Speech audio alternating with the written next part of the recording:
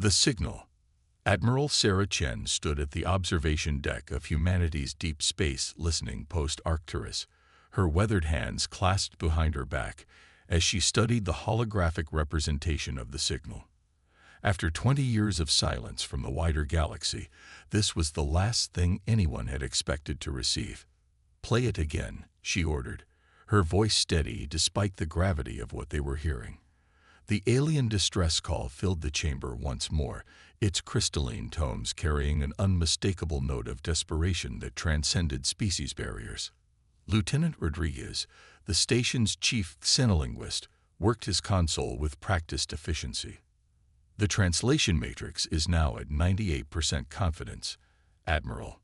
It's a Level 1 distress call from the Merida colony in the Carina sector. Their atmospheric processors are failing.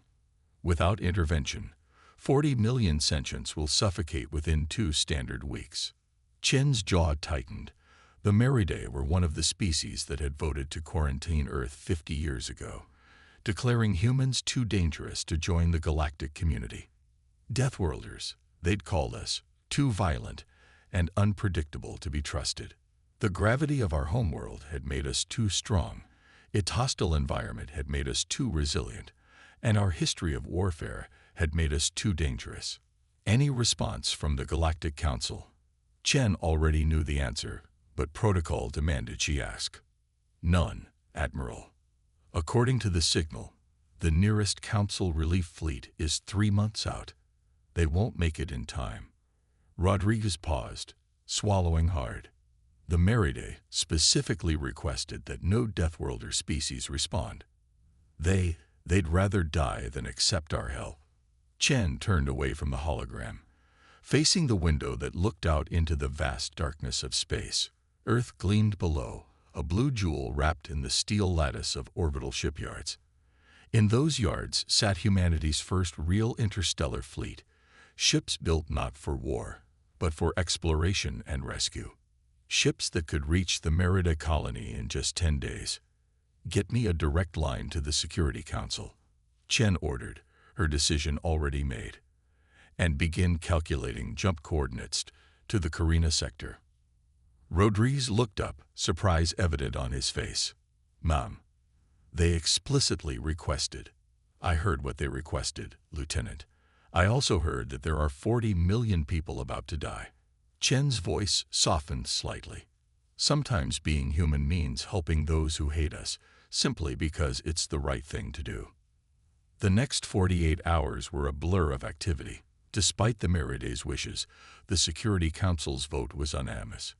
Humanity would not stand by and watch millions die, even if those millions would rather not be saved by primitive Deathworlders.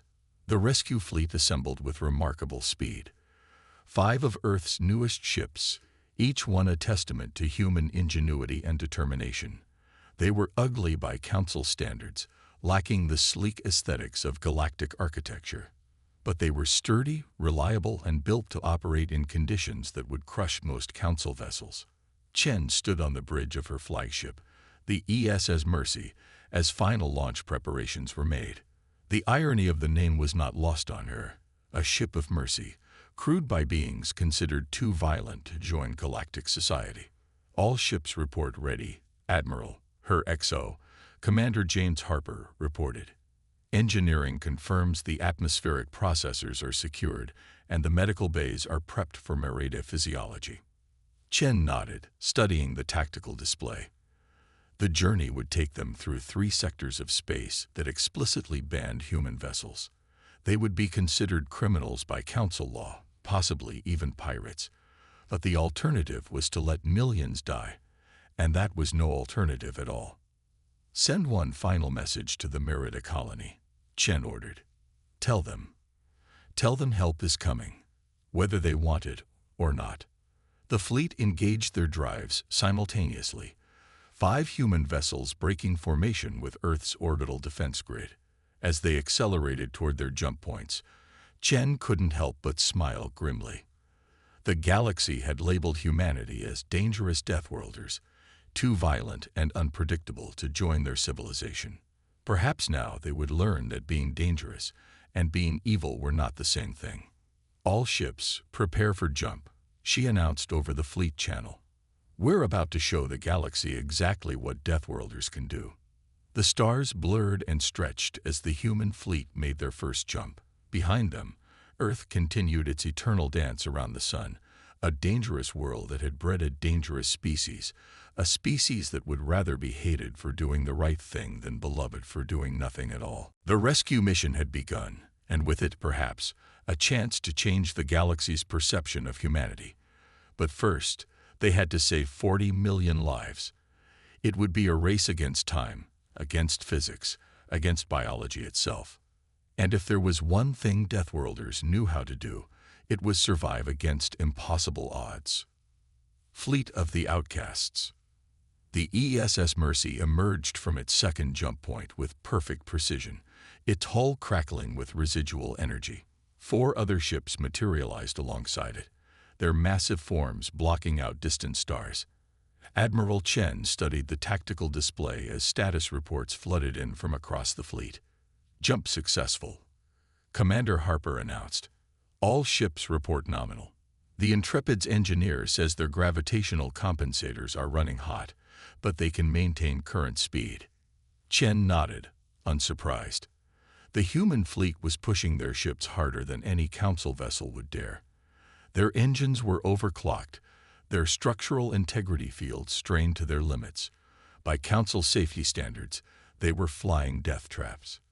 By human standards, they were just getting started.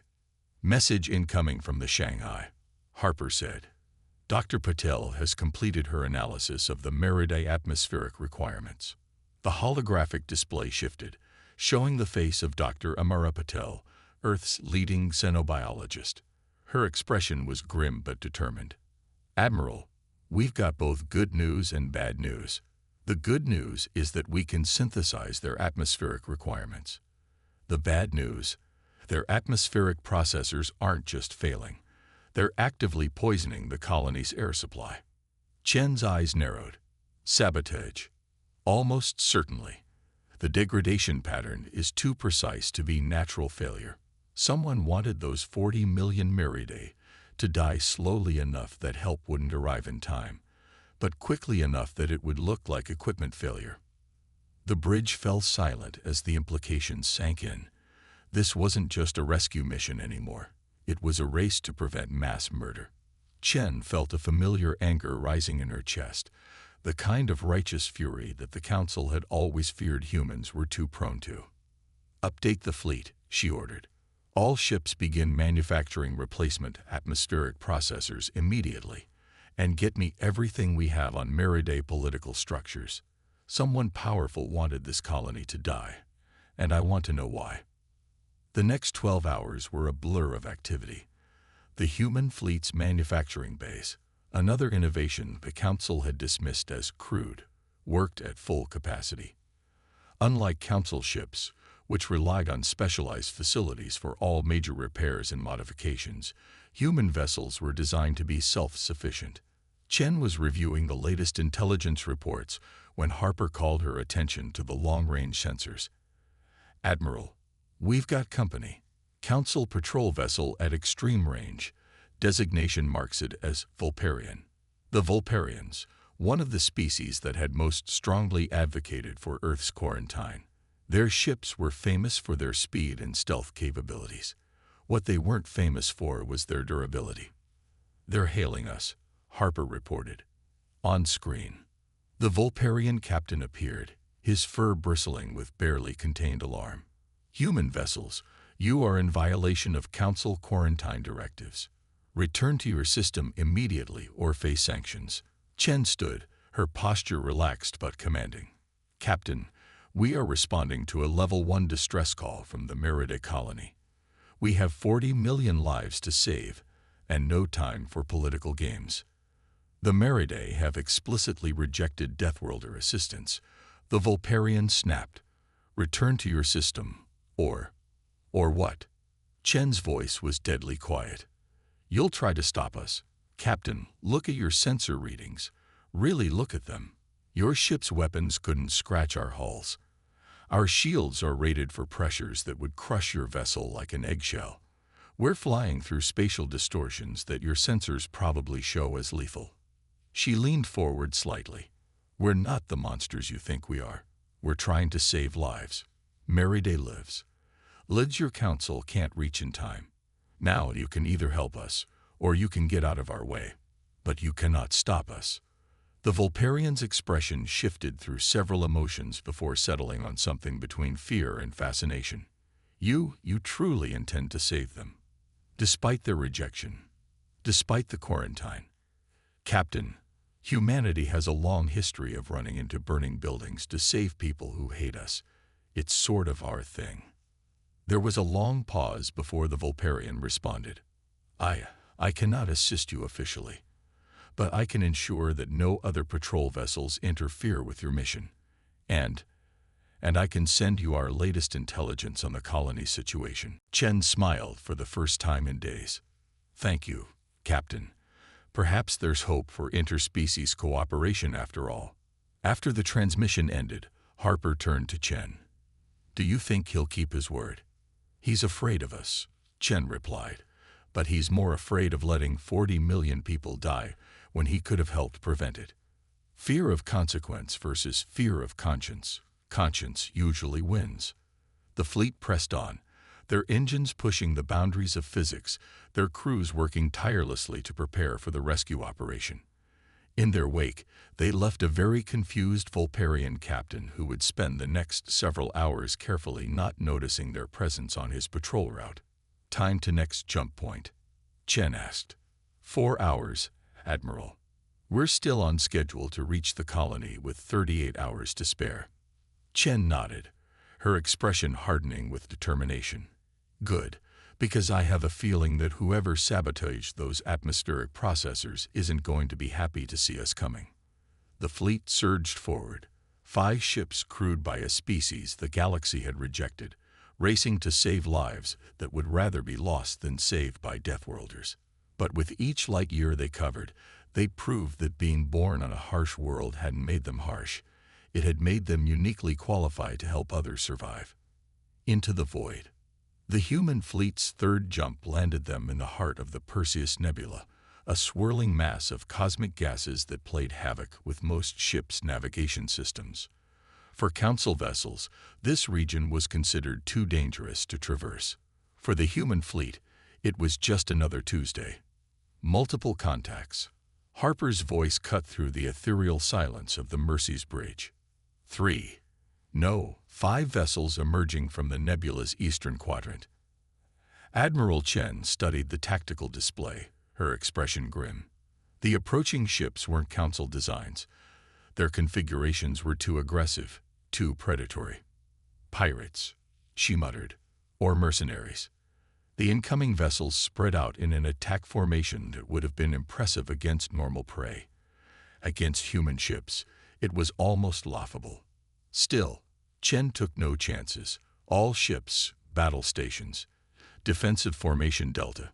The human fleet responded instantly, their ungainly-looking vessels moving with surprising grace to form a protective sphere around the Mercy and its vital cargo of atmospheric processors. They're hailing us, Harper reported. The main screen flickered to life, revealing a Krex, one of the galaxy's apex predator species. His scaled face bore the ceremonial scars of a war chief, and his eyes held the cold calculation of someone used to being feared. Human vessels, the Krex commander's translator rendered his growls into standard Galactic. You are far from your quarantine zone. Unfortunate accidents happen in such dangerous regions. Chen didn't bother rising from her command chair. Let me guess, someone paid you very well to ensure we have an accident before reaching the Merida colony. The Krex's expression didn't change, but his secondary breathing slits flared, a sign of surprise in his species. You are well informed. Perhaps we can discuss terms that would benefit us both. The credits being offered for your destruction could be shared. Counterproposal, Chen replied calmly. You tell us who hired you, and we don't demonstrate exactly why humans are classified as Deathworlders. A harsh sound emerged from the Krex's throat. Laughter, presumably. You think you can threaten us? We are Kreks. We were apex predators when your species was still learning to make fire. And we were surviving on a world that would kill you in minutes, Chen responded. Last chance. Who hired you? The Kreks commander cut the transmission. Moments later, his ships opened fire. What followed was a demonstration of exactly why humanity's quarantine had been based on fear. The pirate vessel's weapons, formidable by Council standards, splashed harmlessly against human shields rated to withstand the crushing pressures of gas-giant atmospheres. The pirates' evasive maneuvers, executed in 3 dimensions, met ships whose crews had evolved on a world where 3-dimensional thinking was taught to children through games. Target their engines only, Chen ordered. Let's show them the difference between being dangerous and being cruel.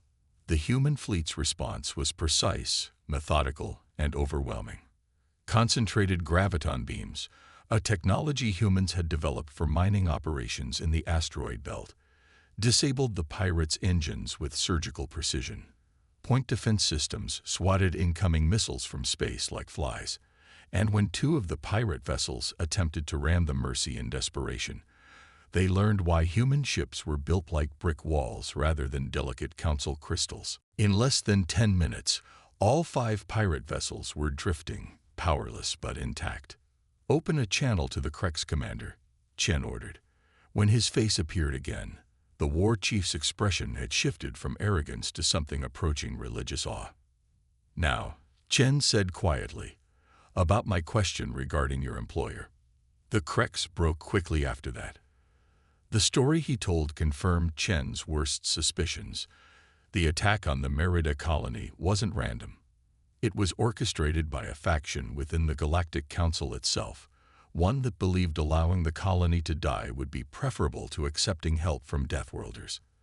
The resulting political chaos would strengthen their position and push for even stricter quarantine measures against Earth. After ensuring the pirates' distress beacons were active, humans wouldn't leave even enemies to die in space. The fleet resumed their course, but now they had new information, and with it, a clearer picture of what awaited them at their destination. Send everything we learned to that Vulparian captain, Chen ordered. He seemed like someone who'd know what to do with it. And update our arrival protocols. I have a feeling we're going to have more than failing atmospheric processors to deal with when we reach the colony. As the fleet accelerated toward their next jump point, Chen found herself reflecting on the irony of their situation. The galaxy feared humans for their potential for violence, yet here they were, using that same capacity for violence to save lives. Perhaps that was the true nature of being a Deathworlder, not the ability to destroy, but the strength to protect. Admiral, Harper called out, long-range sensors are picking up something ahead. Some kind of spatial distortion. Chen nodded. They were getting close to their destination, and with it, the true test of humanity's resolve. Take us in, Commander. We've got people to save. The fleet pressed forward into the unknown, their hulls gleaming in the light of distant stars. They were humanity's first true venture beyond their quarantine zone, carrying with them not weapons of war, but tools of salvation. And they were about to show the galaxy exactly what that meant. The rescue. The Merida colony came into view as a gleaming sphere of artificial structures encasing a small moon. Under normal circumstances, it would have been beautiful, a testament to advanced engineering and architectural artistry. But the human fleet's sensors told a different story. The colony's atmospheric shield was failing in patterns, creating deadly pockets of vacuum that were slowly spreading across the surface. Status report, Chen demanded as the fleet took up defensive positions around the colony. It's worse than we thought. Dr. Patel's voice came through, tense with concern. The atmospheric degradation is accelerating. We've got less than 15 hours before total failure, not the 38 we calculated. Chen's jaw tightened. They knew we were coming. They've activated some kind of failsafe to ensure the colony dies before we can save it. Admiral, Harper's voice cut through the tension. We're being hailed by the colony's leadership. The main screen came to life, showing a Merida elder.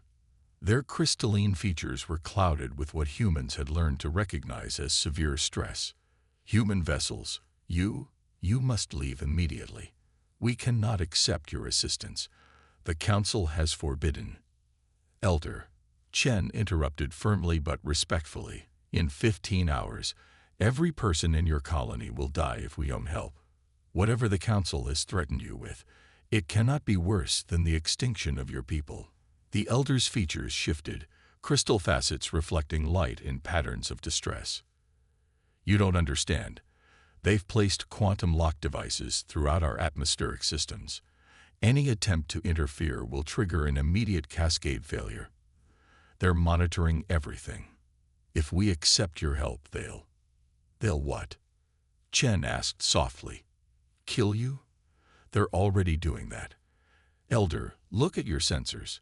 Look at what's happening to your atmospheric shields right now. This was never about quarantine or council law. This was about making sure humans couldn't prove themselves worthy of trust. There was a long pause as the Elder processed this. Finally, their crystalline form dimmed slightly, a sign of resignation.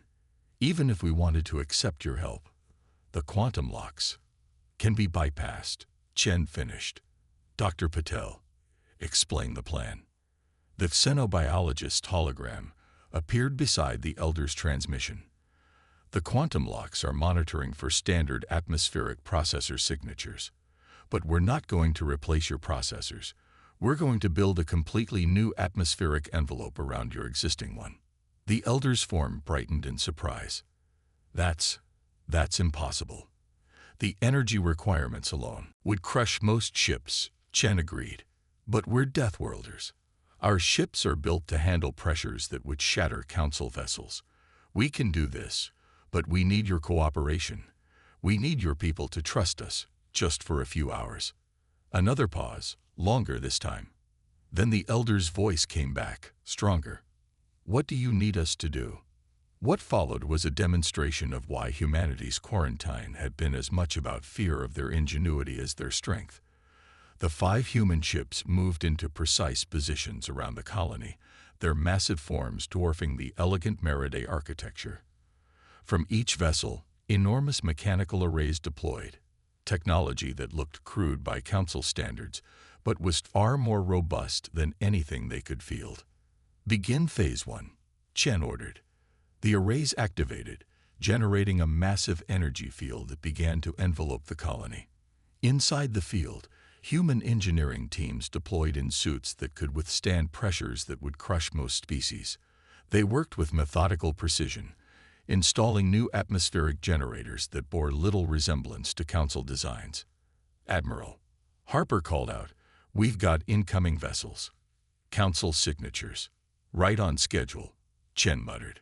Alert the Vulparian captain. Let's see if he kept his word. As if in answer, a transmission cut through the chaos. The Vulparian captain's face appeared, along with several other Council species representatives. Admiral Chen, we have received your evidence regarding the conspiracy against the Merida colony. Council peacekeeping forces are moving to apprehend those responsible. Please continue your rescue operation.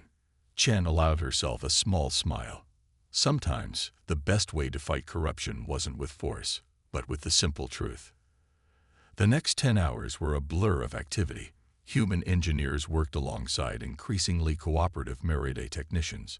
The new atmospheric envelope took shape, layer by layer, completely bypassing the sabotaged systems. When the quantum locks triggered, trying to force a cascade failure, they found nothing to cascade through. With less than an hour to spare, the new system came online. Fresh, breathable atmosphere began flowing through the colony's chambers.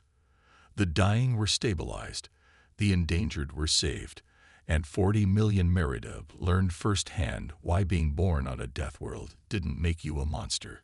It made you incredibly good at keeping others alive in hostile conditions. As the crisis passed, Chen received another transmission from the Meriday Elder. Their crystalline features were clear now, free from the stress clouding of earlier. Admiral, we owe you and your people a debt we can never repay. You don't owe us anything, Chen replied. This is who we are. This is what humans do. We survive, and we help others survive too. The Elder's form sparkled, their version of a smile. Perhaps the Council was wrong about Deathworlders after all. Chen looked out at the saved colony, at the human ships that had braved quarantine and conspiracy to save millions who had feared them. Perhaps they're learning that strength and compassion aren't mutually exclusive. But even as the immediate crisis passed, Chen knew their work wasn't done. The conspiracy within the Council had been exposed, but its roots ran deep, and humanity had just proved themselves far too capable to ever be quietly contained again. New dawn. 3 days after the rescue of the Merida colony, the ESS Mercy's observation deck was crowded with an unprecedented gathering. Representatives from 12 Council species stood alongside human officers, watching as shuttles ferried supplies and medical teams between the ships and the colony. Admiral Chen observed the proceedings with carefully contained satisfaction. The Merida's crystal lattice architecture now gleamed properly in the starlight, its atmospheric shields operating at full capacity, albeit with distinctly human engineering at their core.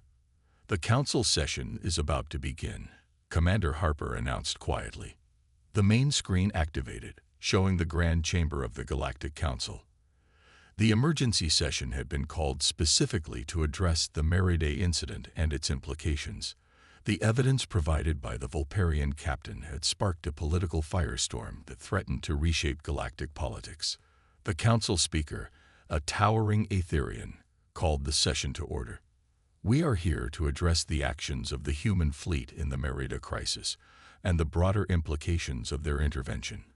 Elder Crystallos of the Merida colony will speak first." The Merida Elder's hologram appeared, their crystalline form pristine and clear, a stark contrast to their stressed appearance during the crisis. "Honored Council, 3 days ago, I believe my people were doomed.